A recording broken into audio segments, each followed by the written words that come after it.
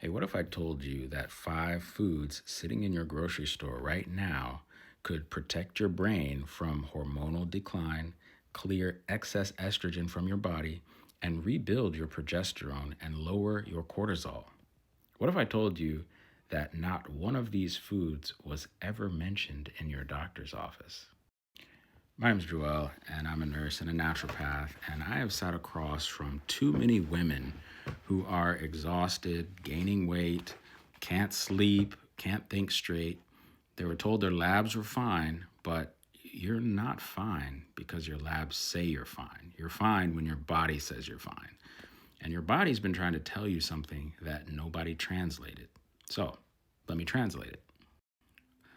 Now, here's what I need you to understand first. Your hormones did not just decide to fail at 50. Estrogen, progesterone, cortisol, thyroid, these are not broken systems. They are underfed systems, and they are massively chemically disrupted systems that nobody taught you how to support. For instance, did anybody ever tell you that your gut bacteria directly controls how your body metabolizes estrogen?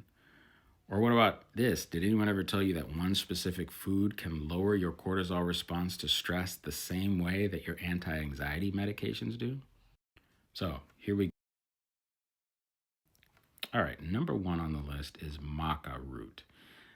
This is a root vegetable from the Andes Mountains of Peru that's been used for over 2,000 years as a medicine. It does not contain hormones, and it doesn't mimic hormones. It does something even more powerful. It feeds the hypothalamic pituitary adrenal axis, the HPA axis. Don't have to take notes, just save this and share it. But that is the command center that tells every gland in your body how much hormone to produce. A study in the International Journal of Biomedical Science found that maca significantly reduced menopausal symptoms, including hot flashes, night sweats, sleep disruptions, and mood instability, without raising estrogen or progesterone levels directly. It was not adding hormones, it was restoring the system that makes them. So you can get maca powder and you can mix it in your smoothie, your oatmeal, your coffee. It's got a slightly nutty taste, but it's been growing in the mountains long before a pharmaceutical company ever existed. Food number 2 is pomegranate. After 50, one of the biggest hormonal risks women faced is what researchers call hormonal estrogen imbalance. Not too little estrogen, but the wrong breakdown of the estrogen you have. So estrogen takes 2 pathways when your liver processes it. One pathway is protective, and one pathway produces compounds linked to estrogen-sensitive tissue problems. So pomegranate contains compounds called L-argitinins, big words. But when you eat pomegranate, your gut bacteria converts these into urolithins. And urolithins have been shown in research to inhibit enzymes that take estrogen down the dangerous pathway. So all that to say, pomegranate helps your liver support the removal of excess progesterone and estrogen in your body.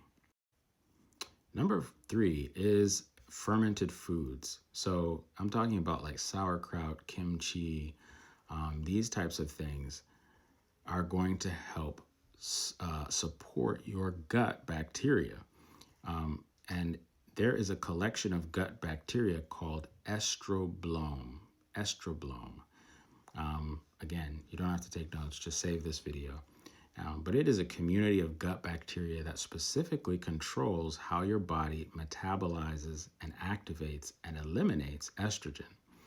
So getting a good probiotic to support your gut health is very, very crucial. Number 4 is magnesium. Magnesium is one of those things that supports your hormones on a foundational level because it increases your blood flow, lowers your blood pressure, helps lower your cortisol, all those things that are fighting against your hormones being balanced. So you can get a magnesium supplement. I have some in my showcase. If you're interested, just DM me. But also finding magnesium-rich foods to eat is also very, very important.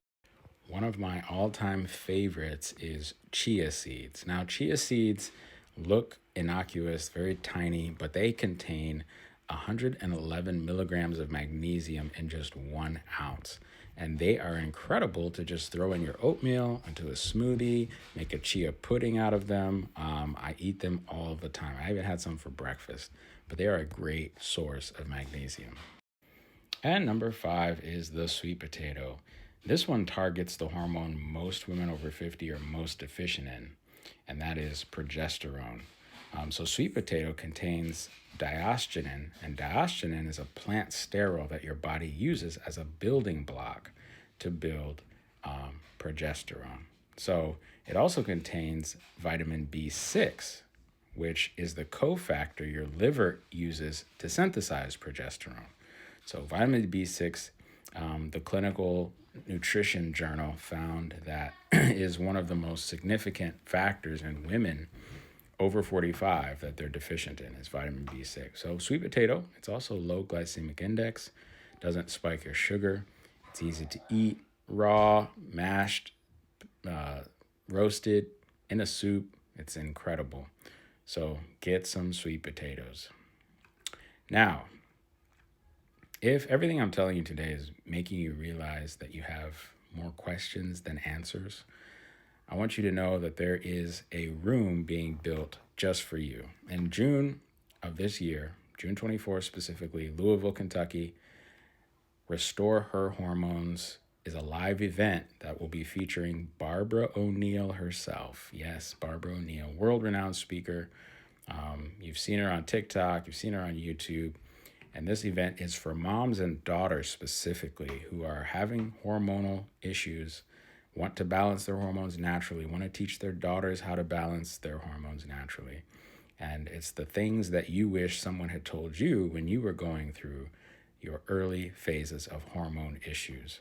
But it's going to be June 24, 25, Louisville, Kentucky. Comment hormones in the comments and I'll send you the event link. Remember, genetics writes the recipe, but lifestyle bakes the cake. My name is Joel. Be your own doctor.